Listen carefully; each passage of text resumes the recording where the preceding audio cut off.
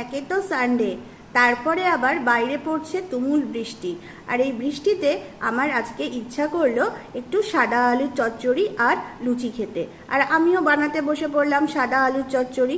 আর আমি কি করে সাদা আলুর চচ্চড়ি বানাচ্ছি চলো আমার সঙ্গে থাকো আর দেখতে থাকো। এর জন্য অবশ্যই লাগছে সাদা তেল।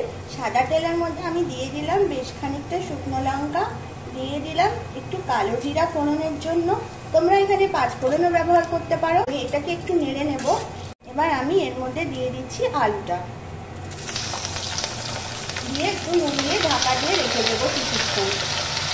এবার আমি এর মধ্যে দিয়ে দিচ্ছি সামান্য পরিমাণে আদা ঘষে,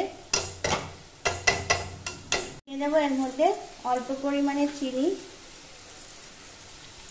সব কিছু কষানোর পর এবার দিয়ে দিচ্ছি পরিমাণ মতো জল। এবার আমি এর মধ্যে দিয়ে দিচ্ছি সামান্য পরিমাণে হিং।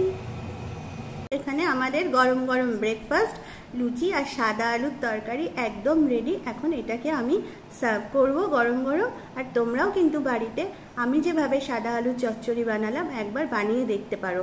তো আজ এই পর্যন্তই, টাটা।